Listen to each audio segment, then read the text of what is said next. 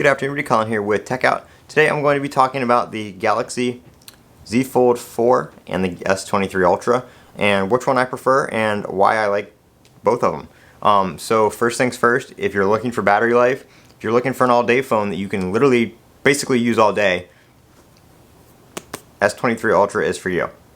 If you're looking for a phone with a big screen but you've got to plug it in a couple times a day, Fold 4. But this thing likes its charger. About 4 hours screen on time, 4 to 5 hours if you're lucky. Pushing it depends on what you're doing. 8 to 9, easy, don't have to think about it. Sometimes you only have to charge it every 2 days. Performance on this, silky smooth. The thing runs like butter. It's been sitting on my desk, so it's actually almost dead right now. Kind of ironic that I'm talking about battery life, but believe me, it's been unplugged for a few days because I've been using the Fold 4. But the Fold 4, you can't beat this screen. For like watching YouTube videos, sometimes if I don't want to pull out my tablet, I've got it right here. I don't have to, you know, YouTube's pretty big. You can make the full screen, all that kind of stuff. I do have the S Pen for this, but right now I have the kickstand case on it. This is just the default Samsung one. I actually really like this case because this is easily swappable for your S Pen holder. So if you don't want the bulky, you know, kind of S Pen right here around your hand, it's got this nice kickstand. Kickstand, you know, it's like spring loaded, so it's very easy to move. It will set the phone up in a bunch of different orientations with the screen open, with the screen closed, doesn't matter. So very nice. I do really like the outer display as well for one-handed use. I still have a broken foot right now. I know I've talked about that in a few videos back since January.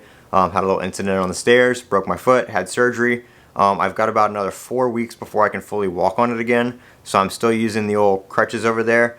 And being able to one-hand this phone, like if I'm walking somewhere with my crutches, for example, it's easy to pull this out with one hand and just like I can reach pretty much the whole screen with my thumb. So typing and stuff like that is very easy.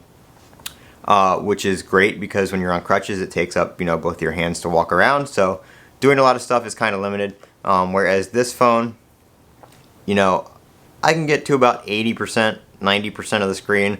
But if you've got, you know, backspace or anything over here, any letters on that side of the keyboard, you either got to change hands or you have to use two hands. So it's kind of hard to get to. Especially, you know, top of the phone, no can do. This one, it's a little easier since it's thinner to kind of slide the phone down in your hand if you have to reach the top. So that is really nice. You can do that. And then of course when you're sitting down and you need a big screen, all you have to do is fold it open and there you go. So I am looking forward to the Fold 5 this year. I didn't think I was going to continue much with the Fold line just because of battery and stuff like that, but after seeing what Samsung can do with the Snapdragon 8 Gen 2 for Galaxy and the battery life on the S23 Ultra, I hope they bring a lot of that kind of stuff to the Fold 4. Battery life, performance, if they brought that to the Fold 5 at least, I mean, excuse me, I know I said Fold 4, the Fold 5, that would be amazing.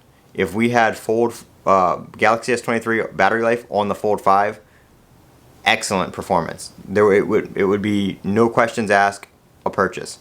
Like that, I don't want the phone to be thinner. I don't want the phone to be, you know, anything different from this form factor right here. I just want the Snapdragon 8 Gen 2, Gen 3 if it's out in August, you know, depending on time frame on that, and the battery life of the S23 Ultra. That's all the Fold, in my opinion, needs. If they can somehow get an S Pen into this phone without having to be attached to a case, that would be a plus. I understand that this phone, when when it's open, each side is pretty thin, so getting an S Pen on there is kind of difficult. But let me take out the S Pen. This is the S Pen for the S23 Ultra right here. So let's see. I mean, I don't know. They'd have to work some magic on the inside of that phone, or make it a slight bit, you know, a tiny bit thicker. But I think it might be something that would be doable. It would be something that would be nice to see, just because having to use a certain case to carry your S Pen, kind of annoying. Adds a lot of bulk to those cases.